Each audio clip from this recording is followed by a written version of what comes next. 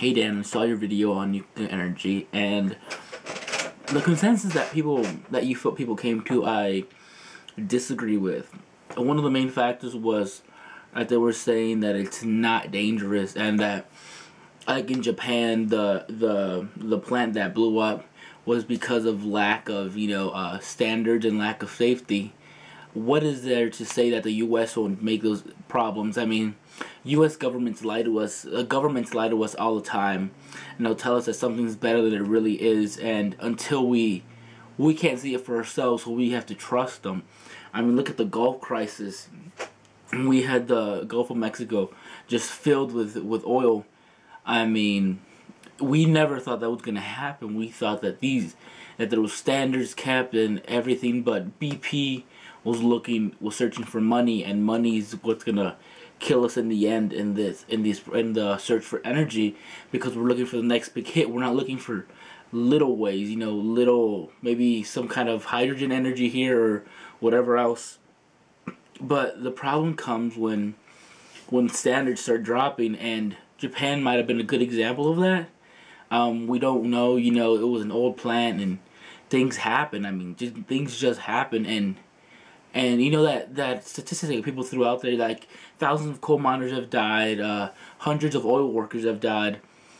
It's kind of BS, because maybe a coal mine, if it collapses, it'll kill a few hundred workers sometimes, but think about the lasting effects of a nuclear disaster. There's some slip up and something happens. I mean, the lasting effects of that disaster are going to be huge. We see Chernobyl. We don't know what's going to happen with Japan, and I mean, if you look back at Chernobyl, they can't grow stuff there.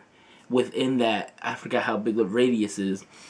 People can only live there so long at a time, and food has to be shipped from other places in so people can eat, and it's just those effects are so big. And you might say, well, that was the Soviet Union, and they were struggling for power, and they were doing all these things. Well, at the same time, what is to say the U.S. is going to do something similar?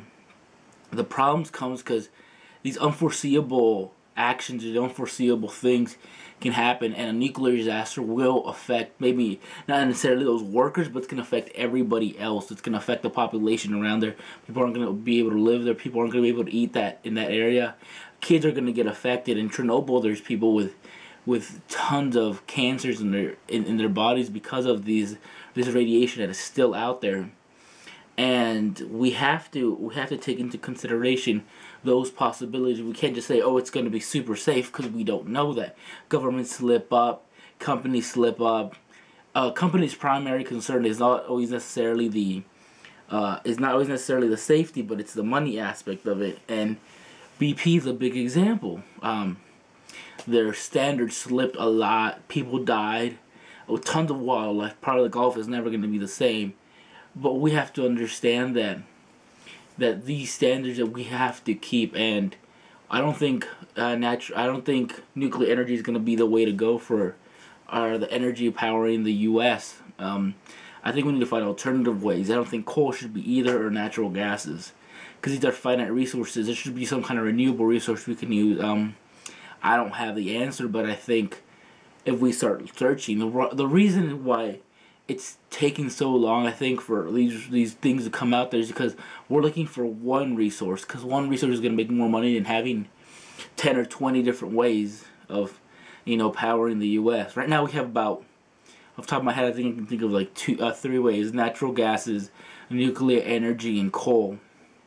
And these ways are pretty dirty. I mean, natural gas is probably the best way, but they're pretty dirty. So I think, yeah, we should not depend on nuclear energy. It's going to be too much of a hassle, and I mean, I love my government, but I don't completely trust them in this situation. I don't think anybody does. And love your videos, Dan. See you later.